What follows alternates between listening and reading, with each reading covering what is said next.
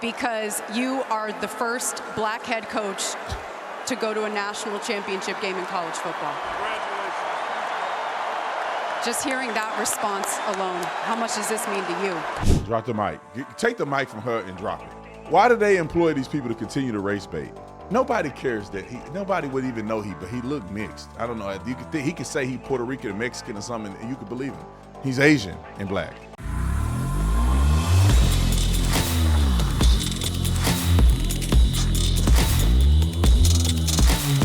This video is brought to you by TatumStore.com, TatumStore.com. Make sure you get the merch link in the description section. Ladies and gentlemen, we got some brand new merch for y'all. My favorite, the Trump dance shirt, but also we ain't gonna have these long.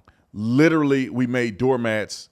We laser etch them right here. You can see how it looks. I got one in my house. My wife posted it online and people went crazy. Right now, I think we only have about 20 of them. So you better get it now if you want one. We have to go and try to restock soon, but the doormats are my absolute favorite. But we have a whole bunch of other new stuff. We got a front back version of the Trump seal shirt. We got the blue version, and you guys begged me to do this. So we got different colors. So we decided to at least do a blue, a red, and a gray in this shirt. And in the front back, we got a black, we got a gray, and we got a red. So make sure you go on.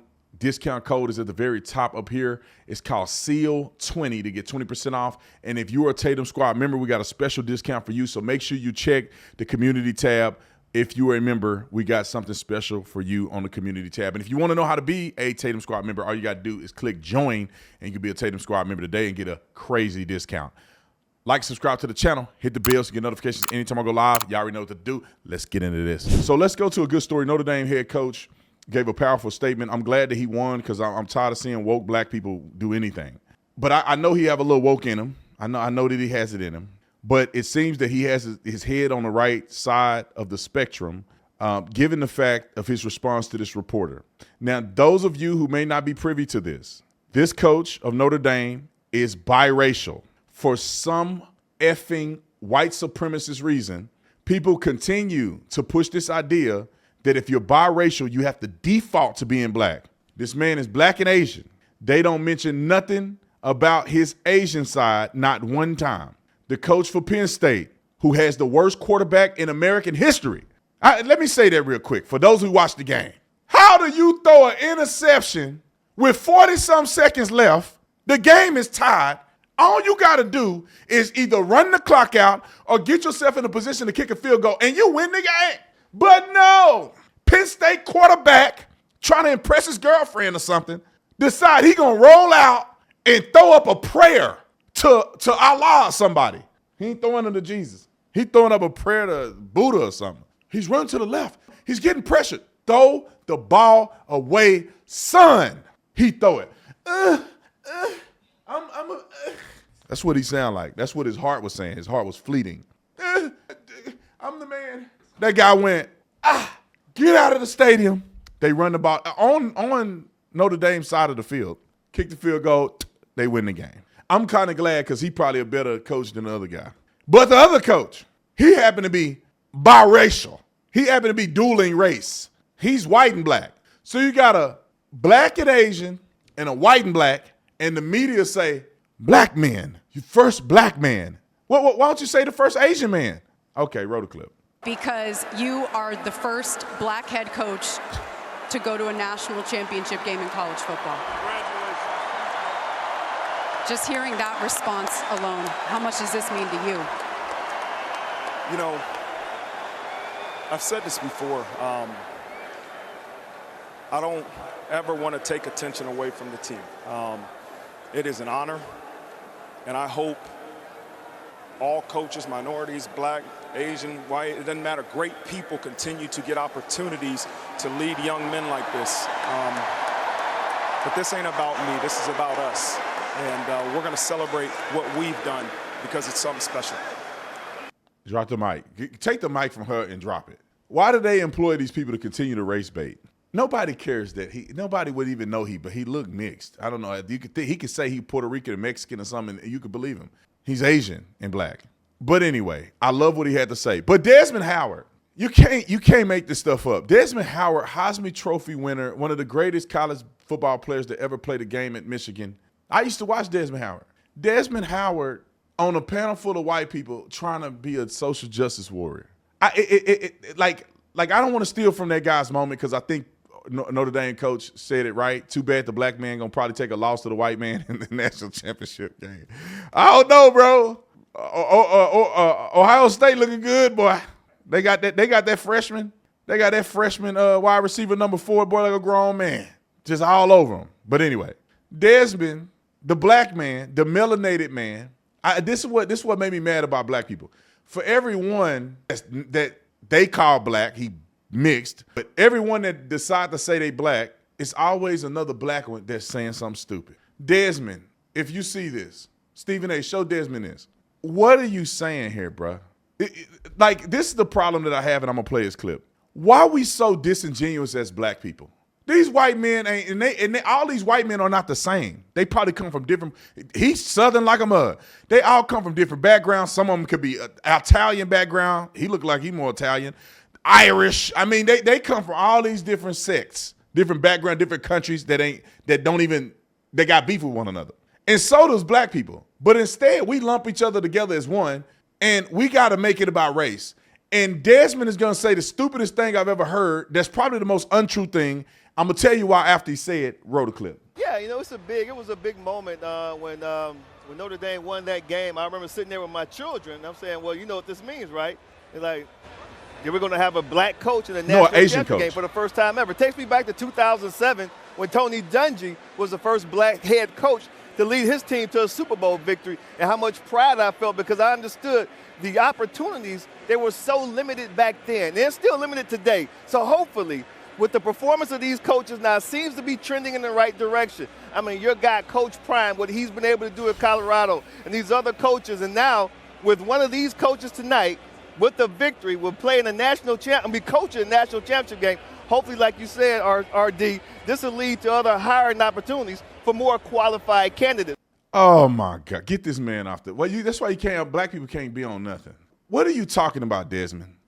You can't out of one side of your mouth say there's been a black coach in the national championship game, and then they played against a black coach, right? I mean, Sarkeesian's wife is black. Does that not count? But anyway, you got all these black people. You said Deion Sanders. And you said still limited. Can people put 2 and 2 together? That's like saying there's no opportunities for black people to play on the offensive line because there's not a lot of black people on the offensive line. Well, they play on the defensive line because there's a skill set. When you're 320 pounds and you can run, they better off using you on the defensive line than the offensive line. There's the shortage of opportunity for black people to be quarterback. Yeah, because if you run a 4-3 and you can throw the ball, they'll put you at wide receiver. You don't need to play quarterback because quarterback traditionally are for people who are not as mobile. And now, over time, people have become more mobile at quarterback. But that's why you have a line. That's why you have a 5-step drop. You drop back in the pocket. You're not supposed to be running. That's what they got a running back for. Used to have fullbacks. You run the ball. You throw the ball at quarterback. But if you are fast and athletic, you will be wasting your talent being at quarterback. That's why you still to this day see more white people playing quarterback than black kids. It's just the way it is. My son, he's 6'2", and he's 14, and he got hands like Randy Moss. A little bit, not quite yet, but he got the talent to get hands like Randy Moss. They gonna put my son at quarterback? In this day and age, maybe, but they looking at him like, bro, you can play wide receiver. Because if he can throw the ball, what's the point of him throwing if nobody can catch it? You got to do 5-5 catching the ball from him throwing it. That's pointless. He may as well get out there, get an average guy that can throw pretty good. Now you got a winning team. The coaching thing is not because of black people not having opportunities. I said this 1,000 years ago.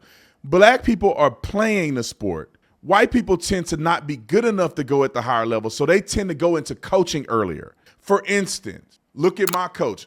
Worst coach to ever coach college football ever was Coach Mike Stoops. But Mike Stoops played college football, but he never went on anywhere else. Coach Mark Stoops, which I think is obviously a better coach than Mike Stoops. Mark Stoops is the head coach at Kentucky. They both were my coaches at University of Arizona. None of them played at a high level, higher than college football. So what did they do after college football? They went into coaching.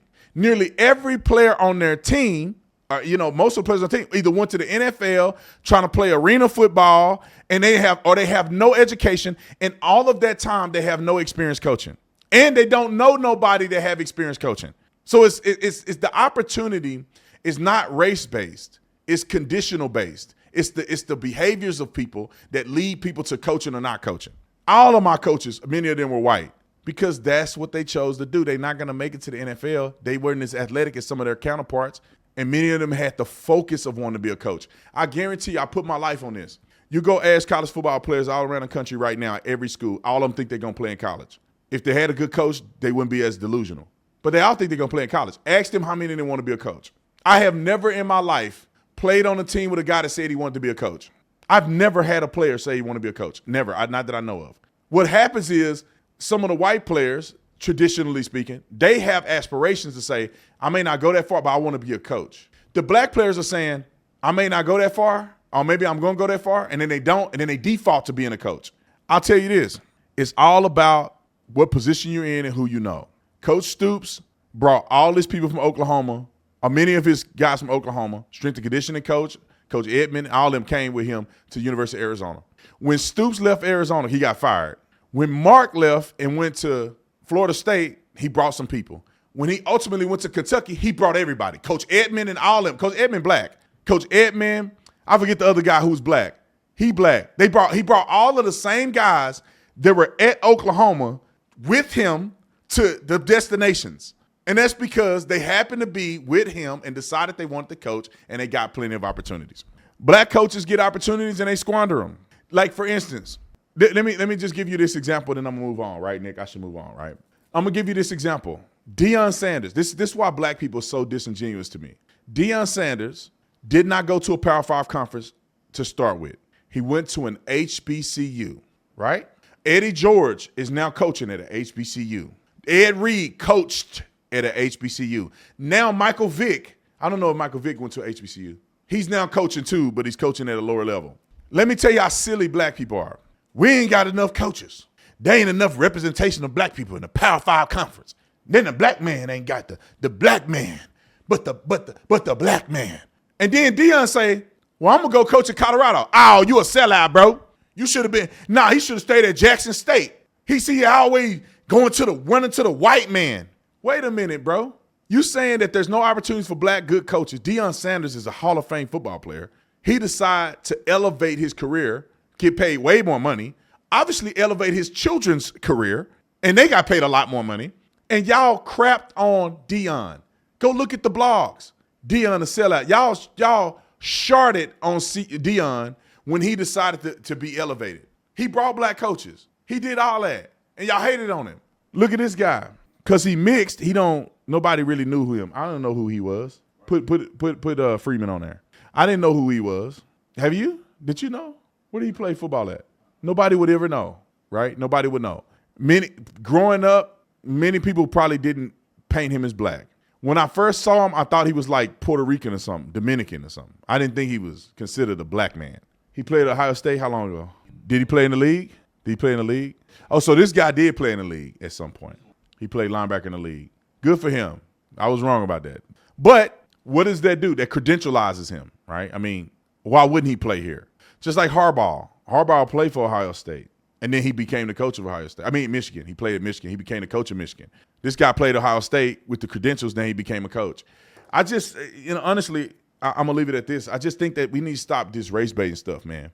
The white players on the team don't have a little pride in their coach? No, they have pride because their coach is a good man, and he got good principles and morals. It doesn't negate the white man. It's just say, are you a good man? And that's why he says it, and I like that he says things like this. Roll this clip. The resilience and response of this team to give this program a chance to win its first national title since 1988. Yeah. I often tell them in your lowest moment, you find out the most about yourself. And we've had low moments, but we had a really low moment. We know week 2. And these guys battle. We got great leaders. We got great players that chose to put this university and this football program in front of themselves. And that, to me, is probably the single most the single thing that I'm probably most proud of is how we have a group of individuals that truly put Notre Dame football in front of themselves.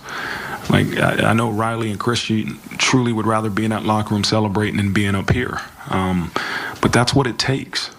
It takes 120 guys saying, you know what, who cares how many plays I get? Who cares what type of individual praise I get?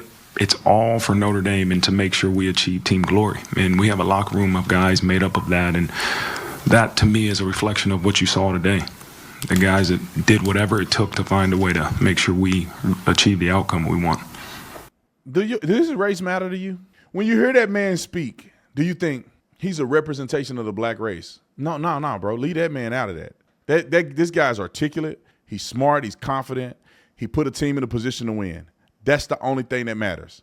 Nobody cares about the color of his skin because really the rest of y'all be making black men look bad anyway. I don't know why he should just pick the Asian because this man is not wearing gold chains on his neck and I'm this, look at me, I'm this, we did. Humble, intelligent, articulate. It's articulation, which every person should strive to be better at, being able to be articulable. It really means something to your team. When you can be a person who's very clear in what you say, see, articulation is not necessarily just how well you enunciate words. Articulation is how well you can convey a message through what's starting in your mind and coming out of your mouth. How you can say and mention as incredibly as he did, how well the team effort is on that particular program and how many people put the team before themselves. And he laid it out very powerfully and concisely. And he did the same thing when that lady was talking to him. I said, I like this guy. He's very confident and very smart and his team first. That's why I like him. That ain't got nothing to do with his color. Because 1 minute he looked black, 1 minute he looked like Sean King. Next minute he looked like my Asian homeboy. Now this is a clip that Nick found. He said it's the best clip on the race baiting thing out of any of them. Roll it.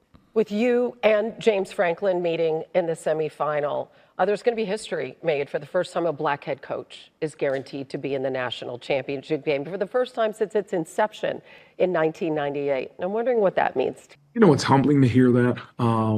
You're grateful, and the more I've thought about this, and I want to make sure that, I give my mom a shout out. So, because I got a chance to be the first Asian, half black, half Asian head coach to coach in the college football championship game.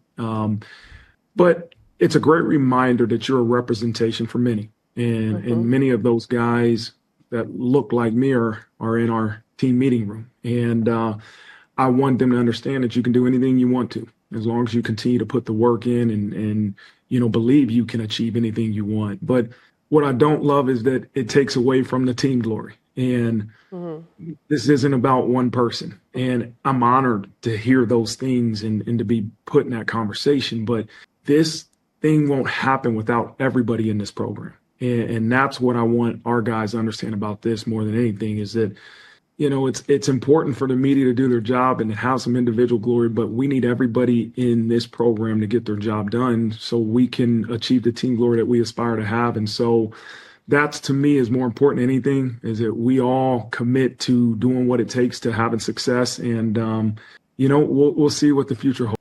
I love that. And I love how he brought his mama up because this is where a lot of stuff get missed on. Like, what about your mama? What about your mama's side of the family? That's crazy to me. Like, they see their grandbaby and he celebrated and they go, the first black. And they like, well, wait, hold on.